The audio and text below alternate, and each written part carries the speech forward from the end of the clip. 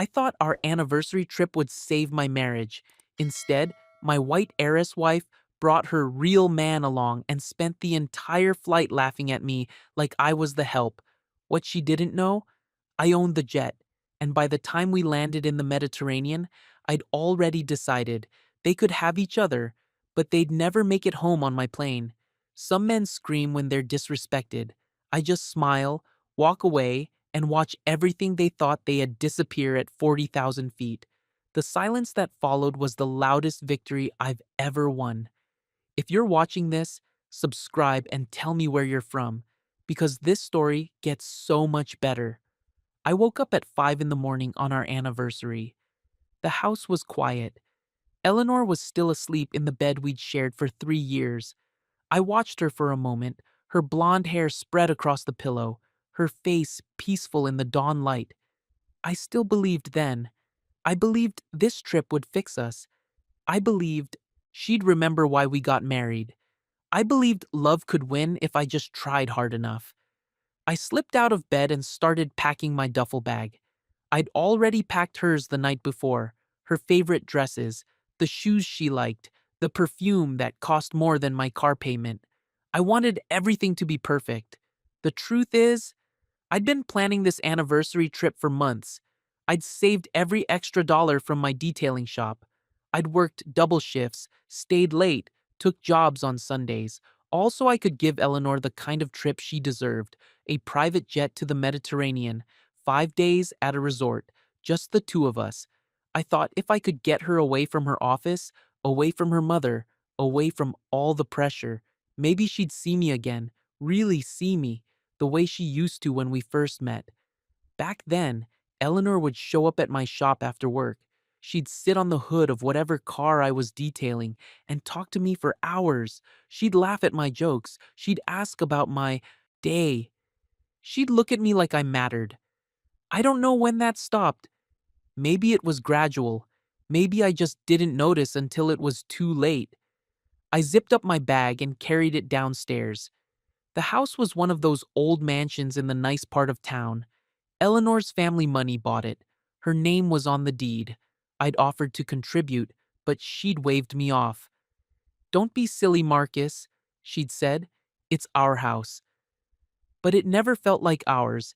It felt like hers, like I was just living in it. I made coffee in the kitchen. The espresso machine was Italian. Everything in this house was expensive. The furniture, the art on the walls, the dishes.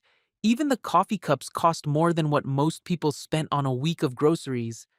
I'd grown up in a two-bedroom apartment with my mom and little sister. We didn't have much, but we had each other. We had laughter. We had Sunday dinners and board games and love that didn't need to prove itself. This house had everything except that. I heard footsteps on the stairs. Eleanor appeared in the doorway, already dressed. She wore white linen pants and a silk blouse. Her makeup was perfect. Her jewelry was subtle but expensive. She looked like she was going to a business meeting, not an anniversary trip with her husband. "Morning," I said. I smiled. I always smiled first. "Morning." She didn't smile back. She poured herself coffee and checked her phone. "You excited?" I asked. 5 days. Just us. No work. No stress. Mm-hmm. She scrolled through her emails. I watched her. I wanted to say something. I wanted to ask why she seemed so far away, but I didn't. I never did. I'd learned that pushing Eleanor only made her pull back more. "The car's coming at 7, I said. "We should be at the airport by 8.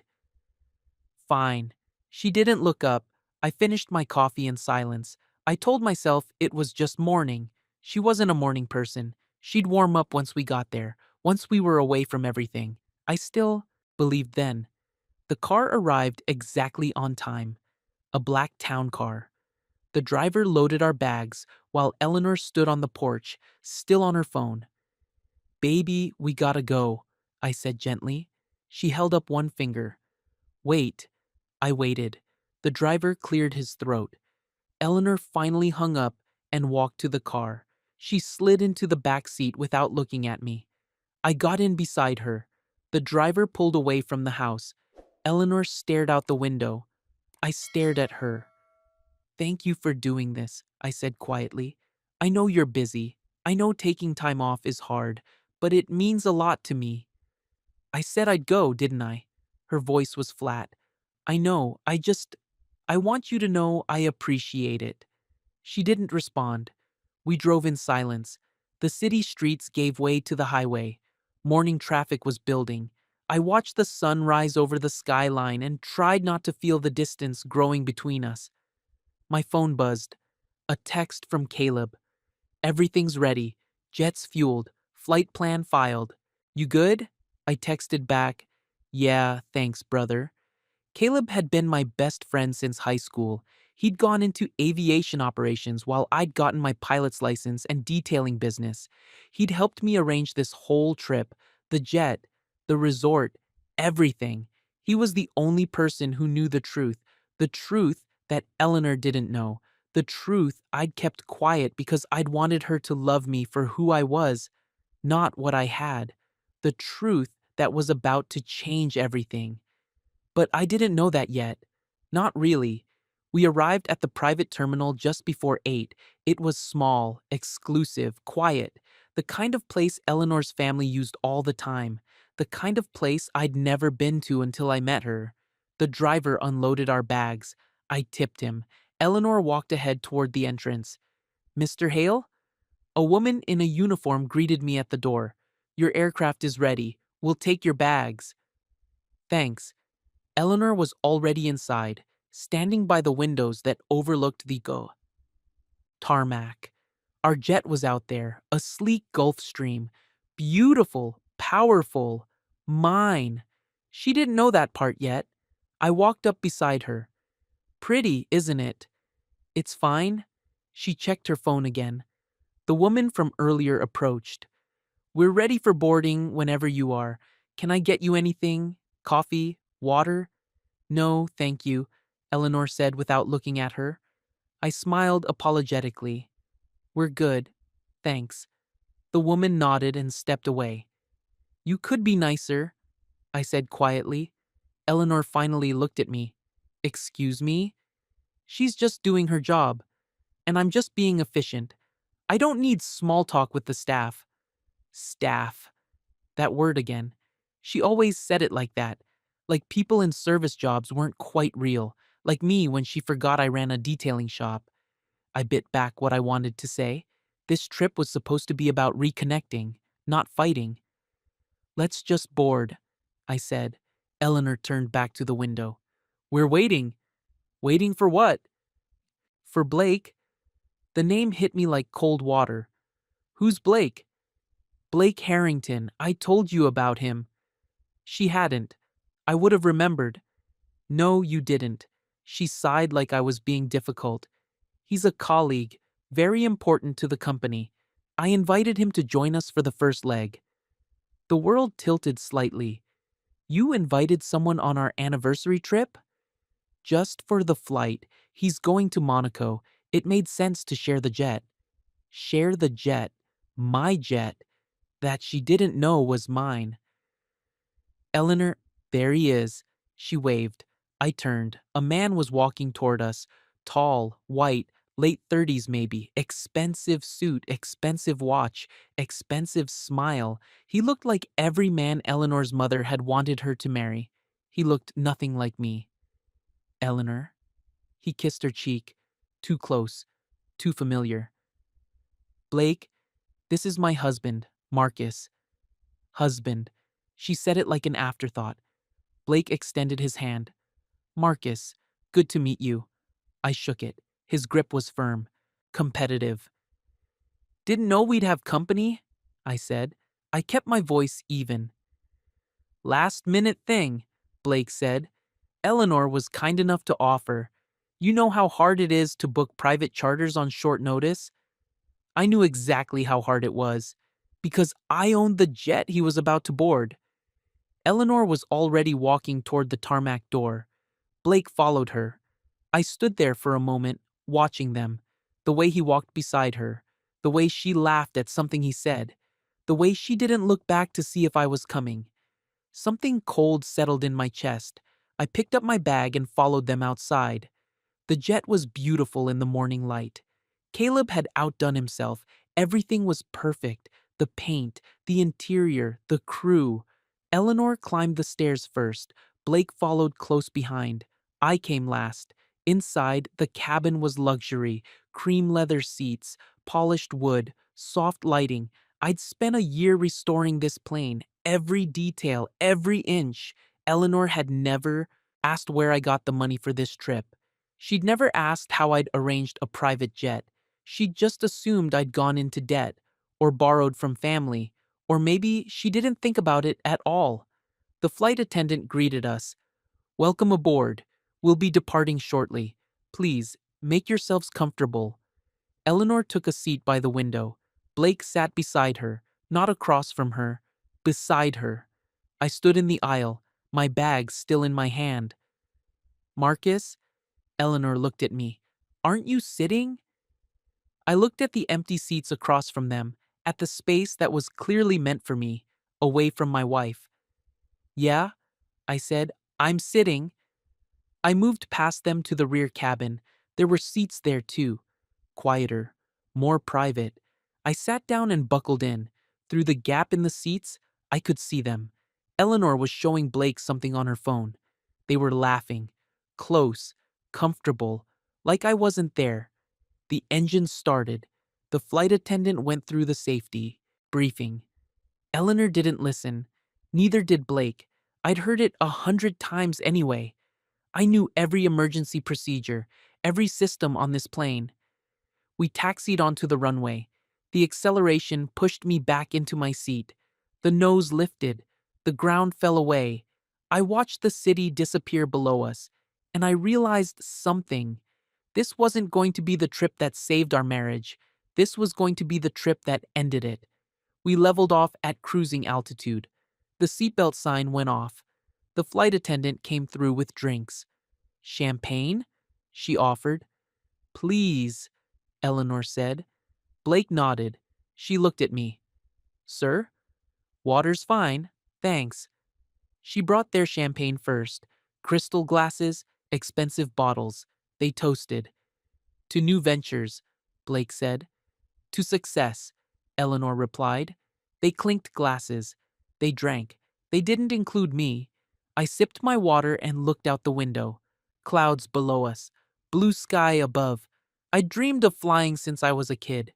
My dad had taken me to an air show before he died. I'd watched the planes and thought they were magic. Pure freedom. I'd gotten my pilot's license at 23, saved every penny, studied every night, passed every test. Eleanor had laughed when I told her. "That's cute," she'd said. "Like a hobby? Not like a career, not like a skill, like something to pass the time."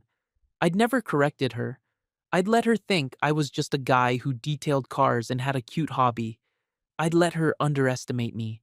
Now I understood why, because somewhere deep down, I'd known this moment was coming. I'd known I'd need an exit. I'd known I'd need power she didn't know I had. Voices from the front cabin. Eleanor and Blake were talking. I could hear them clearly. "He seems nice," Blake said. "He is," Eleanor replied. "Simple, uncomplicated." Simple, like that was a compliment. "How long have you been married?" 3 years. "Happy?" A pause. "Too long." "It works," Eleanor said. "It works. Not, I love him. Not, he's wonderful. It works. Like I was a business arrangement. Like I was furniture." "You deserve more than works," Blake said. His voice was lower now, intimate. Eleanor laughed softly. "Maybe." I closed my eyes. I breathed. I didn't move. "I mean it," Blake continued. "You're brilliant, beautiful, powerful. You should be with someone who matches that. Someone who matches that. Code for someone who isn't black, someone who isn't blue collar, someone who isn't me." "Blake, I'm just saying, life's short. You should be with someone who elevates you, not someone you have to explain." Explain. That word cut deep, because it was true. Eleanor's mother had never approved of me. Her friends had never understood. Her colleagues had never taken me seriously, and Eleanor had let them. She'd never defended me, never insisted I belonged, never made them see me as her equal. She'd just let them think what they wanted. And slowly, she'd started thinking it, too. He tries, Eleanor said. He really does. That's not enough, Blake said. You need a real man, someone who can keep up with you. A real man. I opened my eyes. The clouds looked different now, darker. The sun was behind us. I unbuckled my seatbelt. I stood. I walked toward the front cabin. They didn't hear me coming. Blake had his hand on Eleanor's arm. Casual. Possessive. She wasn't pulling away. I cleared my throat. They looked up. Eleanor's face was neutral. Blake smiled. Smug. Need something? Blake asked, like I was the flight attendant. Just checking in, I said. I looked at Eleanor. You good? Fine, she said. She pulled her arm away from Blake. Finally. I nodded. I went to the galley. I got another bottle of water. I took my time. When I came back, Blake was talking again. Anyway, Marcus, what do you do? Eleanor said you work with cars? I detail them, I said. Oh, like washing? And restoration, polishing, paint correction, interior work. Huh. He nodded like I'd just explained something simple. Honest work. Honest work. Code for beneath us. It pays the bills, I said. Eleanor shifted uncomfortably. She knew I was being humble. She thought I was embarrassed. She had no idea. Must be tough, Blake said. Physical labor, long hours, not much room for growth. It's fine, I said. Blake owns a consulting firm, Eleanor said, like she needed to explain why he was important. That's great, I said. I meant it to sound genuine. It came out flat. Blake leaned back in his seat. Eleanor tells me you two met at her family's charity gala? We did. That must have been quite an experience. Those events are usually pretty exclusive. Exclusive. Code for, you didn't belong there. I was working it, I said. Valet parking. Blake's eyebrows went up. Oh, Eleanor's face flushed. Marcus, it's the truth, I said. I parked your car. We talked. You gave me your number. That's how it started. It, had been romantic then. Eleanor had said she loved that I was real, down to earth, different from the men she usually met. Now she looked like she wanted to disappear. Well, Blake said, that's a story. Sure is, I said. I went back to my seat. I didn't look at them. I heard Blake laugh, low, cruel. I heard Eleanor laugh too, and something inside me broke, not loud, not dramatic, just a quiet snap, like a wire pulled too tight for too long. I pulled out my phone. I texted Caleb. Change of plans. You know what to do. He replied immediately. You sure? Yeah, I'm sure. Okay, brother.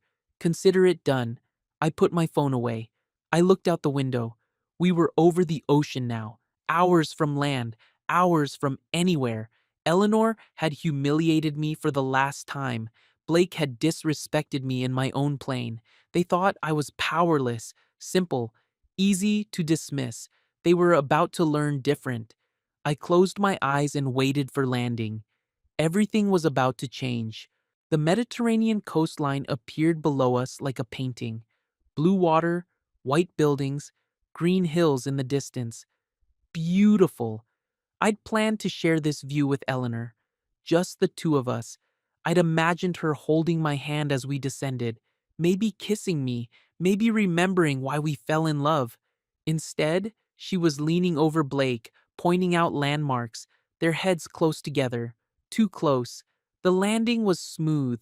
I'd flown this approach in my head 100 times. The crew was good, professional. We taxied to the private terminal. Small, exclusive, far from the tourist crowds. The engines powered down. The seatbelt sign went off. Eleanor stood first. She stretched. Blake stood beside her, his hand briefly touching her lower back. She didn't move away. I stayed in my seat. I watched them gather their things. I watched them laugh about something I couldn't hear. The flight attendant opened the door. Warm Mediterranean air rushed in. "Thank you so much," Eleanor said. To her, "The flight was wonderful." Blake nodded. "First-rate service." They walked toward the exit together. Eleanor paused at the top of the stairs and looked back at me. "You coming?" "In a minute," I said. "Go ahead." She shrugged and descended. Blake followed. I waited until they were on the tarmac. Then I stood. I walked to the cockpit. The captain looked up. "Mr. Hale? Smooth flight?" "Perfect." I kept my voice low. "Listen, change of plans." "Sir?" "You're heading back. Soon as you refuel." He blinked. "But the return flight isn't until—" "I know. Plans changed. You'll leave in about 30 minutes. What about Mrs. Hale?" "She's staying. I'll handle the arrangements." He looked confused, but nodded. "You're the owner, sir. Whatever you say." "Thanks. And Marcus is fine. No need for sir." I walked back through the cabin. The flight attendant was collecting glasses. "Everything okay, Mr. Hale?" she asked. "Everything's perfect," I said. I descended the stairs. The sun was hot. The air smelled like salt and flowers. Eleanor and Blake were by a black Mercedes. A driver was loading their bags, our bags, together, like they were traveling as a couple. My duffel was still on the cart. I walked over slowly. Eleanor was on her phone. Blake was checking his watch. "Marcus, finally," Eleanor said. "The car's waiting." "Car to where?" I asked. "The resort. Where else?" "Right." I nodded. I looked at Blake. "You're going to Monaco, right?" "That's the plan," he said, "after I spend a day or two here with Eleanor. You know, just to make sure she's settled. A day or two. With my wife. On our anniversary trip." "That's thoughtful," I said. Eleanor smiled at Blake. "He's very considerate." Considerate. She'd stopped using that word for me months ago. "Well," I said, "I hope you both have a good time." "Both?" Eleanor laughed. "Marcus, what are you talking about? You're coming too." "Actually, I'm not." She stopped smiling. "What?" "I'm staying in town, a little villa I found. Figured I'd give you two some space." Blake shifted uncomfortably. Marcus, I think there's been a misunderstanding." "No misunderstanding," I said. "You're here to spend time with my wife. So spend it. I'm good." Eleanor's face hardened. "Marcus, we need to talk. Privately." "Nothing private about this," I said. "You brought another man on our anniversary trip. You sat with him instead of me. You laughed at his jokes while I sat alone in the back. Now you want to share a resort with him. So do it. I'm out." "You're being ridiculous," she hissed. "Am I?" Blake stepped forward. "Look, man, I think you're reading this wrong." "Am I?" I looked at him directly. "Tell me something, Blake. Did Eleanor tell you this was our anniversary trip?" He hesitated. "She mentioned it was a special occasion." "Did she tell you we'd be alone? Just the two of us?" Silence. "Did she tell you she was bringing her husband?" More silence. Eleanor's face went pale. "That's what I thought," I said. I turned to the driver. "My bag's the duffel. I'll take it." He handed it to me, looking between us uncertainly. "Marcus?" Eleanor said. Her voice was different now, nervous. "Don't make a scene." "I'm not making anything," I said. "I'm just leaving. You wanted space from me. Now you got it. We need to discuss this." "We will," I said, "when I'm ready." I walked away, toward the terminal building, toward the exit. Behind me, Eleanor called out, "Marcus, the jet. When does it leave?" I didn't answer. "Marcus." I kept walking. I heard her heels clicking on the pavement, running after me. I stopped. I turned. She was breathless, angry, scared. "When does the jet leave?" she demanded. "Soon." "How soon?" I checked my watch. "About 20 minutes. 20, Marcus, that's not enough time. Enough time for what? She stared at me.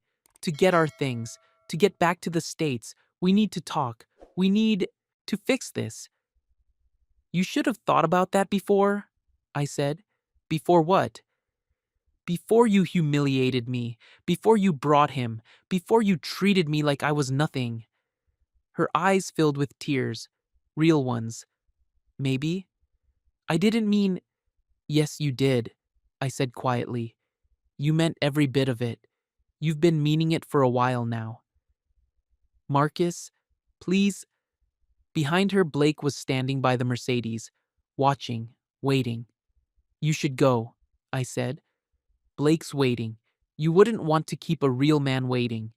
Her face crumbled. You heard that. I heard everything. Marcus, enjoy your trip, Eleanor. I turned and walked away. This time she didn't follow. I took a taxi into town. A small coastal village, white buildings, narrow streets, cafes with outdoor seating. The villa I'd rented was on a quiet street, small, simple, nothing like the resort where Eleanor would be staying. I paid the driver and carried my bag inside. One bedroom, a kitchen, a living room with doors that opened to a tiny balcony overlooking the sea. Perfect. I dropped my bag and walked out to the balcony. The sun was starting to set, orange and pink across the water. My phone buzzed. A text from Caleb. Jets in the air. Clean departure. You okay? I typed back, yeah. Thanks for everything. You sure about this, brother? Never been more sure. All right. I'm here if you need anything. I put my phone on the small table. I sat in the plastic chair. I watched the sunset. My phone buzzed again, and again, and again. Eleanor. I didn't look. I just sat there, breathing, feeling. For the first time in years, I felt light. That night, I walked through the village. Tourists were everywhere. Couples holding hands, families eating gelato, groups of friends laughing over wine.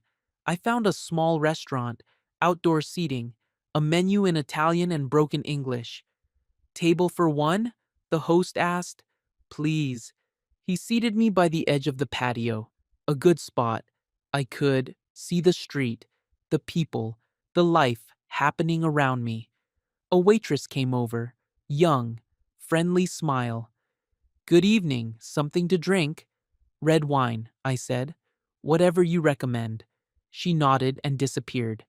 I sat back and watched the village, the lights, the sounds, the easy rhythm of people who weren't pretending to be anything. The wine came. I sipped it. It was good, simple, honest. Like me, I thought and smiled.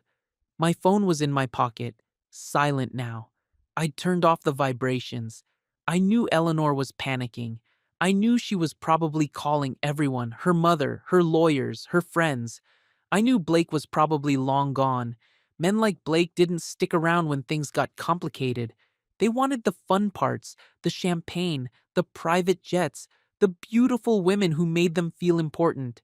They didn't want the mess. Eleanor was about to learn that. The waitress returned. Ready to order? What's good? Everything. She grinned. But the pasta is made. By my grandmother. You can't go wrong. Pasta it is. She left. I drank more wine. A couple at the next table was arguing quietly. The woman looked tired. The man looked defensive. I wondered what their story was. What had brought them to this point?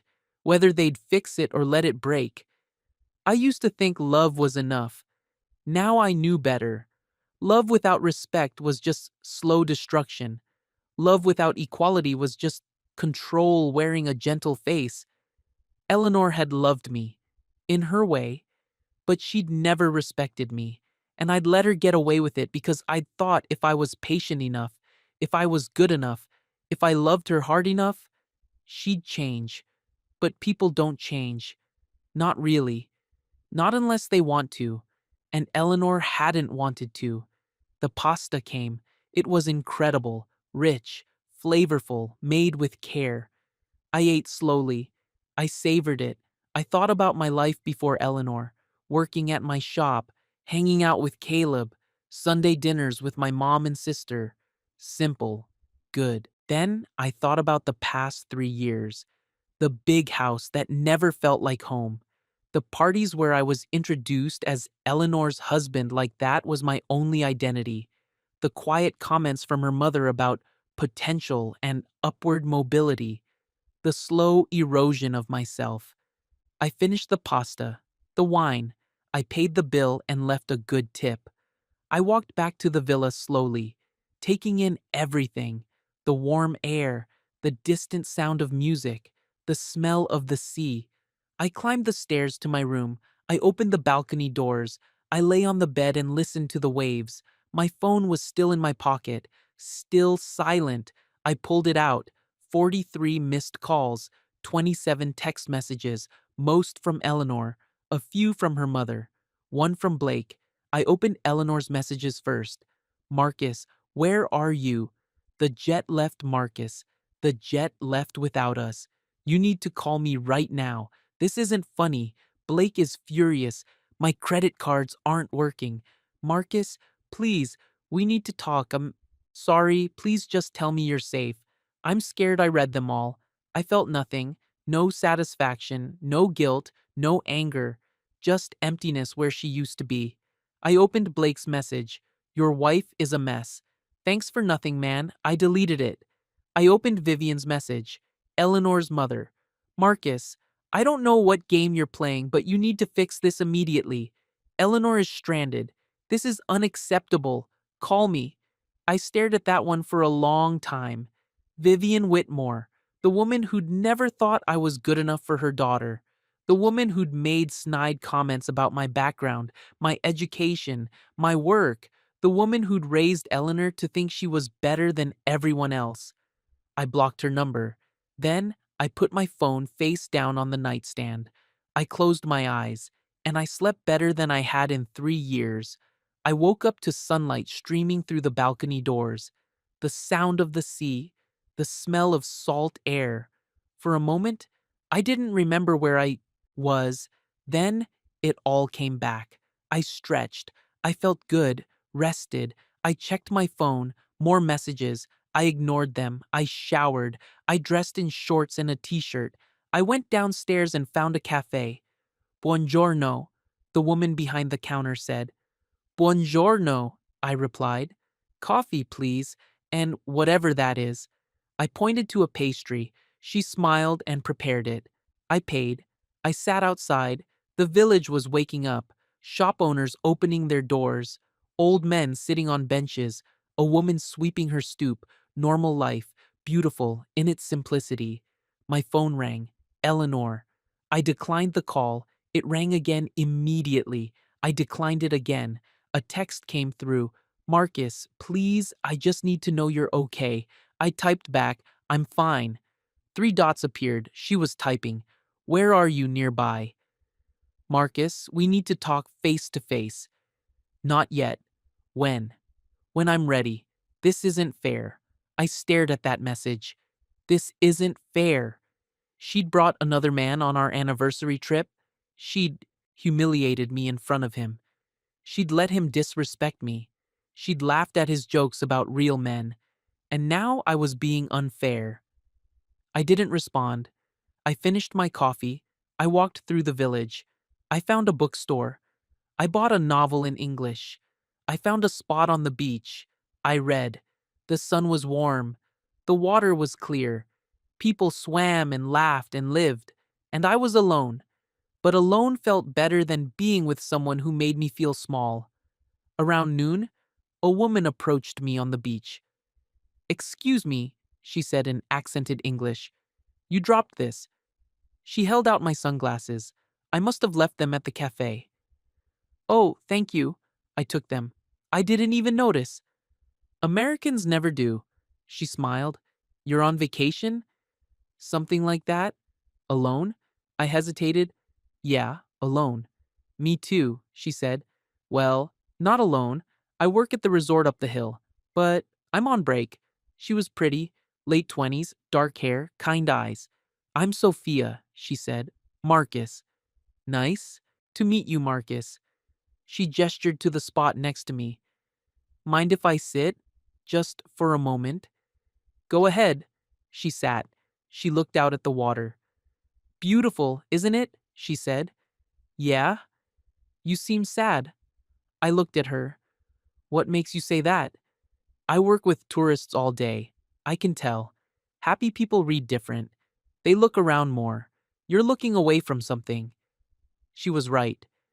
Complicated situation, I said. Woman? Wife. Ah, she nodded. The worst kind of complicated. I laughed despite myself. Yeah, she's here? At your resort, probably. With someone else.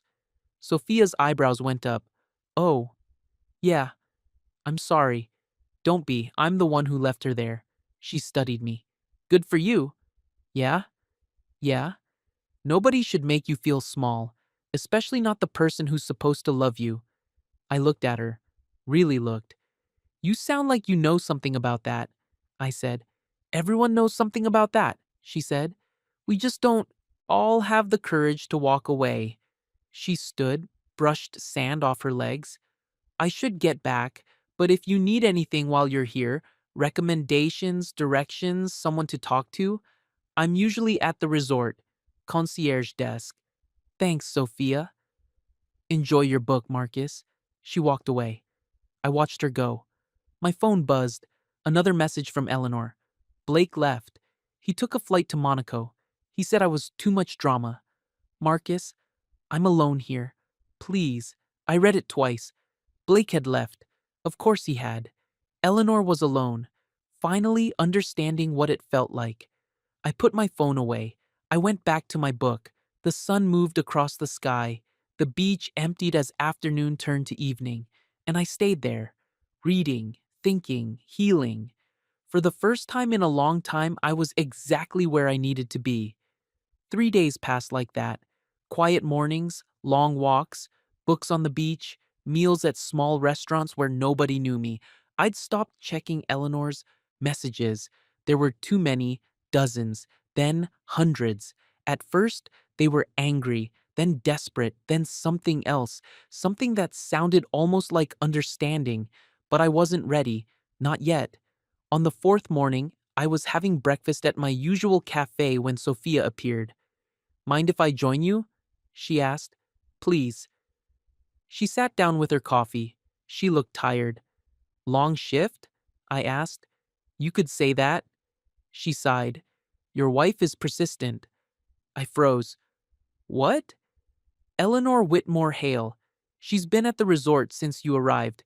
She's asked every staff member if they've seen you, shown everyone your picture. I'm sorry. I didn't mean to. Don't apologize. Sophia waved her hand. We don't tell guests anything. Privacy is important. But Marcus, she's struggling. Good. Sophia raised an eyebrow. That's cold. Is it? I set down my coffee. She brought another man on our anniversary trip. She humiliated me. She let him talk about me like I was nothing. So, yeah, I hope she's struggling. What did she do? Sophia asked quietly. I told her. Not everything, but enough. When I finished, Sophia was quiet for a long moment. My ex-husband did something similar, she finally said.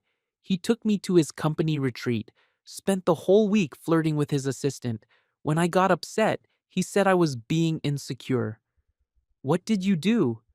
I left him there, took the car, drove home, filed for divorce the next day. Did he apologize? Eventually, but by then, I didn't care anymore. She looked at me. The problem with apologies is they only matter if the person understands what they did wrong. Most people apologize because they're caught, not because they've changed. You think Eleanor's apologizing because she's caught? I think she's apologizing because her credit card stopped working and her boyfriend left her alone in a foreign country. Sophia smiled sadly. But maybe I'm cynical. Maybe you're right. Sophia finished her coffee and stood. She's been asking to send you messages through the hotel, letters, gifts. I've been holding them. Keep holding them. You sure? I thought about it. No, but I'm not ready yet. Okay. She touched my shoulder gently. Take your time, Marcus. You've earned it. That afternoon, I was walking through the village market when I saw her. Eleanor. She was standing at a fruit stand, holding a basket. She wore a simple sundress. No jewelry. Her hair was pulled back. No makeup. She looked different, smaller somehow. I could have turned around, left before she saw me, but something made me stay. She picked up an orange, examined it, put it back. She was moving slowly, like she was exhausted. Then she turned and saw me. For a moment, we just stared at each other. She opened her mouth, closed it, opened it again. Marcus, she finally said. Eleanor, can we, can we talk? People were walking around us. The market was busy, loud. Not here, I said. Where? Looked around. There was a small park nearby, benches under trees, quiet. There, I pointed. We walked in silence. She kept her distance, like she was afraid I'd disappear if she got too close. We sat on a bench facing the sea. The market sounds faded behind us. Eleanor spoke first. I'm sorry. For what specifically? She flinched. For everything. For Blake. For the trip. For how I treated you. That's not specific. Marcus, please. No. I turned to face her. You don't get to do this. You don't get to say, I'm sorry for everything and expect that to fix it. Tell me exactly what you're sorry for. Her eyes filled with tears. I'm sorry for inviting Blake. I'm sorry for sitting with him instead of you. I'm sorry for laughing when he said those things. What things? About real men. About you not being. She stopped, swallowed. I'm sorry. You knew what you were doing, I said. You knew it would hurt me. You did it anyway. I didn't think. Yes, you did. You thought I'd just take it, like I always do. You thought I'd sit there quietly while you and Blake had your fun. You thought I had no choice. That's not true. Then why did you do it, Eleanor? Why bring him? Why sit with him? Why laugh at his jokes about me? She looked away, tears running down her face. Because I wanted to feel powerful, she whispered. The honesty shocked me. What? I wanted to feel like I had options, like I wasn't. She stopped. Like you weren't what? Like I wasn't stuck with you. The words hung between us. Stuck with me. There it is, I said quietly. The truth. Marcus, you never wanted to marry me, did you? That's not fair. Answer the question. She was crying harder now. I did. I did want to marry you. At first, you were different. You were real. You didn't care about my money or my family or any of it. You just liked me. But then we got married and my mother, everyone, they all kept asking me why. Why you? What I saw in you. And I didn't have good answers. Because the answers weren't good enough for them. Yes, she whispered. So you started believing them. You started thinking you'd made a mistake. I tried not to. I really did. But every time we'd go somewhere together, every time you'd meet my colleagues or my friends, I could see them judging me, judging us. So you started judging me too. She didn't deny it. And Blake? I asked. What was he? Proof. Of what? That I could still get someone they'd approve of. I stood up. I couldn't sit anymore. Do you love him? No. Did you sleep with him? She hesitated, just for a second. That was answer enough. When? I asked. Marcus? When, Eleanor? 3 months ago. Once. It didn't mean anything. I laughed. It came out bitter, ugly. It didn't mean anything. I repeated. You cheated on me because you wanted to prove you could get someone your friends would approve of, and it didn't mean anything. I know how it sounds. No, you don't. I turned to her. You have no idea how it sounds. You have no idea what you did. I do. I ruined everything. I know that now. You ruined it before Blake. You ruined it every time you introduced me as my husband instead of by my name. Every time you let your mother make comments about my background. Every time you treated my work like it was cute instead of real. You ruined it 1,000 small ways before you ever touched him. She was sobbing now. I'm sorry. I'm so sorry. I want to fix this. You can't. Please, Marcus. Please, I'll do anything. Anything? Yes. Tell me the truth, all of it. No more hiding. She wiped her eyes, nodded. Did you ever respect me? I asked. Silence. Eleanor, did you ever respect me? I wanted to, she finally said, but no, not really. I thought you were sweet. I thought you were kind, but I didn't. I didn't see you as my equal. Why not? Because you weren't rich, you weren't educated like me, you didn't come from the right background, and I know that's terrible. I know that makes me a horrible person, but you wanted the truth. Was it because I'm black? She closed her eyes. Partly. Partly.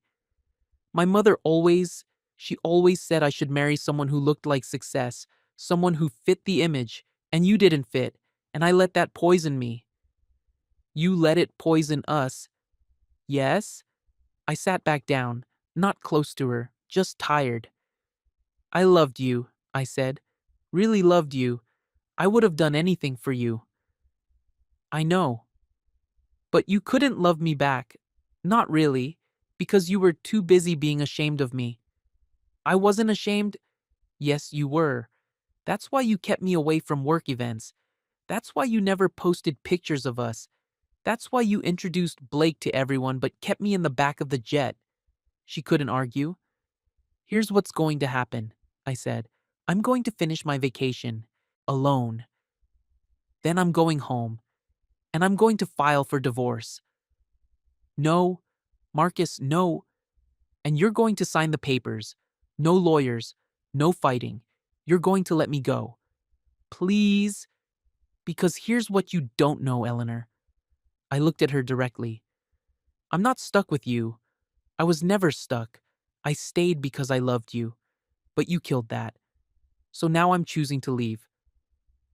The jet, she said suddenly. How did you... The crew said you're the owner. Marcus, you own that jet? I do. How? Investments, smart ones, years ago, before we met. Her face went pale. You're rich. Comfortable. Yeah. Why didn't you tell me? Because I wanted you to love me for me, not for what I had. Turns out you didn't love me either way. She stared at me. I had no idea. I know, that was the point. Marcus, I'm done, Eleanor. I'm done being your secret, your embarrassment, your proof that you're adventurous or open-minded or whatever story you told yourself. That's not what you were. Yes, it was, and now it's over. I stood up. She grabbed my arm. Please don't go. Let me make this right. There is no making this right. I love you. No, I said gently. You love the idea of me. You love that I made you feel good about yourself, but you don't love me. You never did. I pulled my arm away. There's a commercial flight tomorrow afternoon, I said. I've already booked you a ticket. Economy. It's all that was available.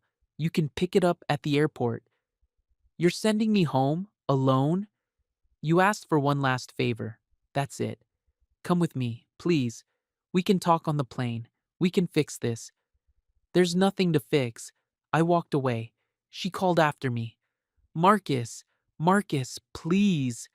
I didn't turn around. I walked back through the market, past the fruit stand, past the tourists and locals and life happening all around me. I walked until I couldn't hear her voice anymore. And then I kept walking. That night, I sat on my balcony with a glass of wine. My phone was off. The stars were out. The sea was calm. I thought about the past 3 years, all the moments I'd swallowed my pride, All the times I'd made myself smaller so Eleanor could feel bigger. All the love I'd given to someone who couldn't give it back. I wasn't angry anymore. I was just sad. Sad for what could have been. Sad for the man I'd become in that marriage. Sad that love wasn't enough. But underneath the sadness was something else. Relief. I'd walked away. I'd chosen myself. I'd set a boundary and kept it. For the first time in years, I'd respected myself enough to leave. That had to count for something. I finished my wine. I went inside. I lay down on the bed. Tomorrow, Eleanor would fly home. Tomorrow, I'd begin the process of ending this marriage. Tomorrow, I'd start becoming whole again. But tonight, I just slept and dreamed of flying. I woke up early. The sky was still pink with dawn. I made coffee on the small stove and took it out to the balcony. Eleanor's flight was in 6 hours. I wondered if she'd slept, if she'd cried all night, if she understood yet what she'd lost. Then I stopped wondering. It didn't matter anymore. I spent the morning walking. I found a path that led up the hillside, stone steps worn smooth by centuries of feet. At the top was a small church, white walls, blue door, empty. I sat on the steps and looked down at the village, the sea beyond it, the world so much bigger than my problems. My phone buzzed in my pocket. I'd turned it back on. A message from Caleb. "You good?" I typed back. "Getting there. Proud of you, brother." That took guts or stupidity. Nah, that was strength, real strength. I smiled. Put the phone away. A voice behind me. "Beautiful view." I turned. Sophia was climbing the steps, slightly out of breath. "Following me?" I asked. "Maybe." She sat down beside me. "Eleanor left for the airport an hour ago." "You came to tell me that?" "I came to make sure you were okay." "I'm okay." "You sure?" I thought about it. "Yeah, I am." Sophia nodded. "Good, because what you did, walking away, that takes courage." "Doesn't feel like courage, feels like I failed." "No," she said firmly. "You didn't fail. The marriage failed. There's a difference." "Is there?" "Yes. You can't force someone to see your worth. You can't love someone into respecting you. All you can do is respect yourself enough to leave when they won't." I looked at her. "You're very wise." "I'm very divorced." She smiled. "Same thing." We sat in silence for a while. Comfortable silence. "What will you do now?" she asked. "Go home, file the papers, start over." And then, "I don't know. Figure out who I am without her." "You already know," Sophia said. "You're the man who owned that jet and didn't brag about it. You're the man who detailed cars because you loved the work, not because you had to. You're the man who walked away with dignity, instead of revenge. You make me sound better than I am. I make you sound like you are." She stood. "I have to get back to work. But Marcus, don't let this break you. Let it teach you." "Teach me what?" "That you deserve someone who sees you. All of you, not just the parts that make them comfortable." She squeezed my shoulder and walked back down the steps. I stayed a while longer, thinking, feeling, letting go. I flew home 2 days later, not on my jet. That felt too complicated. Too many memories of Eleanor sitting beside Blake. Too much of the old life. I flew commercial, middle seat, crying baby 3 rows back, stale pretzels. It felt right.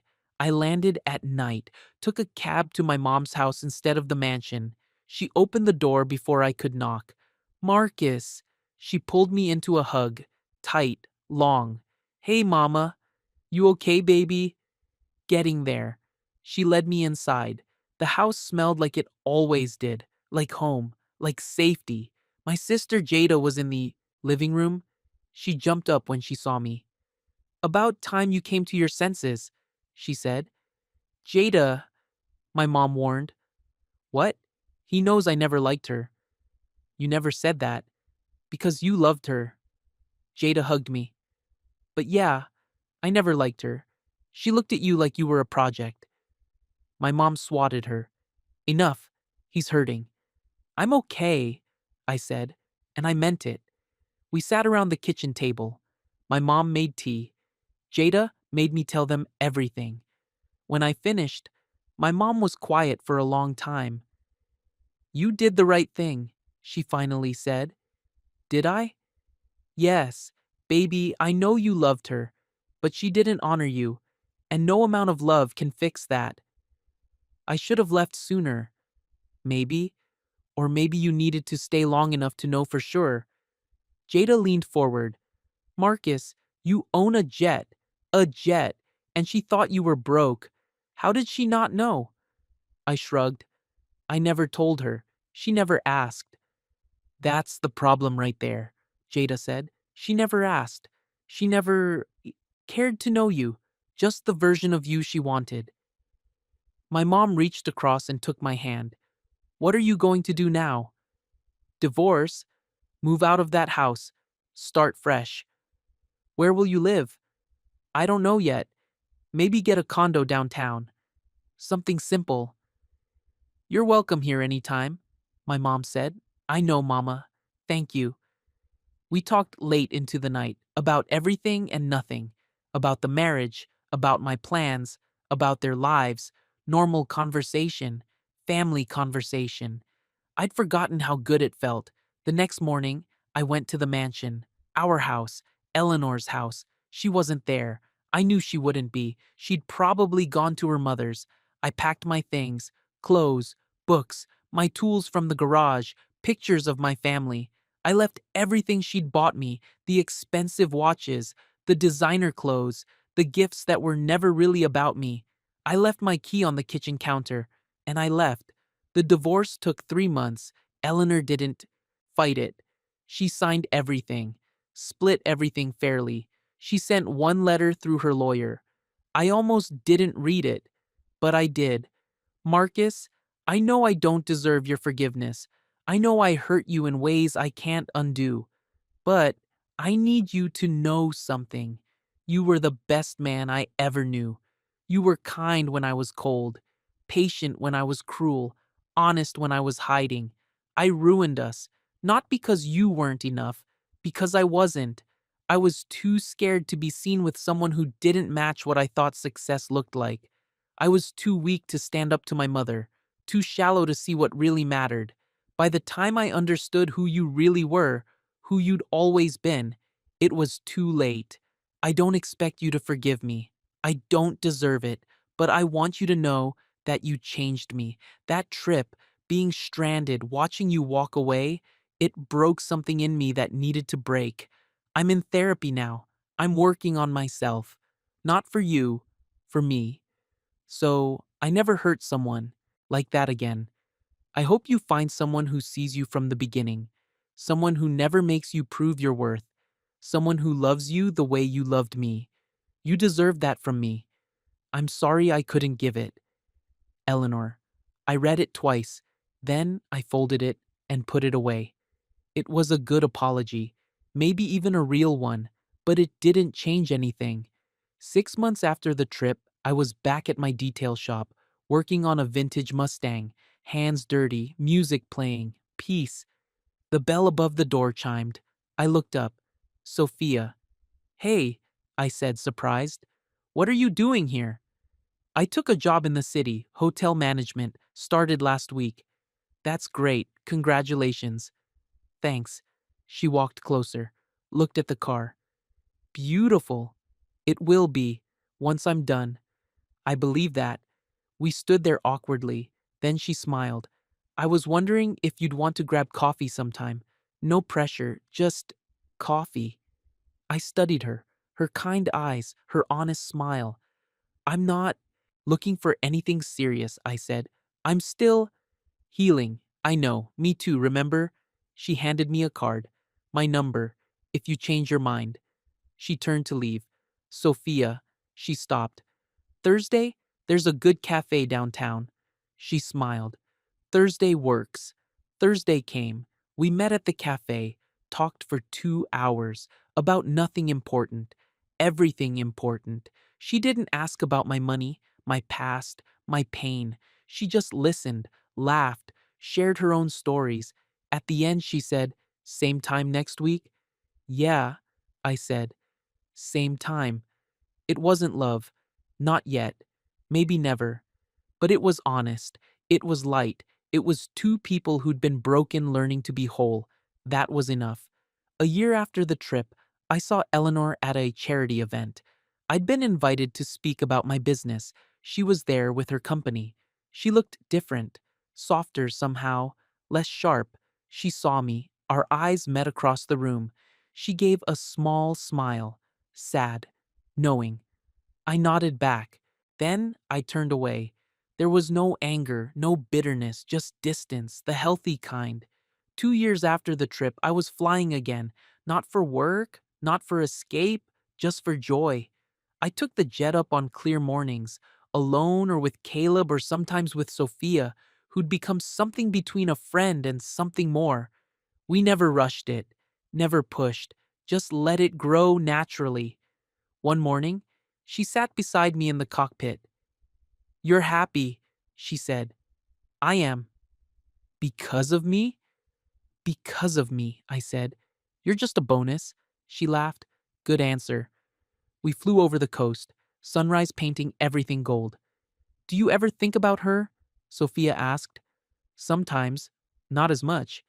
"What do you think about?" "That I was lucky." "Lucky?" "That she showed me who she was. That I had the strength to leave. That I get to start over." Sophia took my hand. "I'm lucky too." "Yeah? Yeah, that you were brave enough to walk away. Because if you hadn't, I never would have met you." I squeezed her hand. Kept flying. Below us, the world spread out, endless, beautiful, full of possibility. 3 years after the trip, I got a message. Unknown number, short, simple. "I saw your interview in Business Weekly. You're doing amazing things. I'm proud of you." E. I stared at it for a long time. Then I deleted it. Not out of anger, out of closure. Eleanor was part of my past, a chapter that taught me who I was and what I deserved. But she wasn't part of my future. That belonged to me now. Some mornings, when I fly, I think about that trip. The jet leaving Eleanor on the tarmac. Her face when she realized I wasn't powerless. The quiet satisfaction of walking away. People think revenge is loud, dramatic, explosive, but the best revenge is silent. It's building a life so good that you forget to be angry. It's becoming so whole that you don't need validation from the people who broke you. It's flying into the sunrise and knowing you're exactly where you're supposed to be. Eleanor taught me something valuable. She taught me that love without respect is just slow poison, that you can't compromise yourself into being valued, that walking away isn't giving up, it's choosing yourself, and that sometimes the quietest victories are the ones that last forever. I don't hate her. I don't wish her harm. I just don't think about her much anymore. And that right there is the real win. On the 5-year anniversary of that trip, Sophia and I were having dinner. Simple place, good food, easy conversation. "Do you regret it?" she asked. "Any of it? Marrying her? No, it taught me too much. Leaving her? Not even a little bit. What did it teach you?" I thought about it. That I'm stronger than I knew. That I deserve to be seen. That quiet dignity beats loud revenge every single time. Sophia raised her glass. "To quiet dignity." I clinked mine against hers. "To quiet dignity." We drank. We laughed. We finished our meal. Walking back to the car, Sophia slipped her hand into mine. "I love you," she said. Casual, easy, true. "I love you too." And I meant it. Not the desperate kind of love I'd had with Eleanor, the kind that needed validation, the kind that bent itself into shapes it couldn't hold. This was different. This was steady, honest, equal. This was love that saw me and chose me anyway. The kind I'd always deserved. Some mornings, Eleanor probably still thinks about me, probably wonders what I'm doing, if I'm happy, if I've forgiven her. Maybe she looks at the sky and remembers that jet leaving her behind. Maybe she understands now what she lost. Maybe she doesn't. It doesn't matter anymore because I'm not the man she left on that tarmac. I'm not the man who sat silent while being disrespected. I'm not the man who loved someone more than he loved himself. I'm the man who walked away, the man who rebuilt, the man who flies into sunrises with someone who deserves to sit beside him. The man who learned that the best endings are the ones you choose for yourself. And every morning, when I wake up next to Sophia, when I work on cars I love, when I fly just because I can, I remember that walking away was the best decision I ever made. Not because it hurt Eleanor, but because it saved me. The end.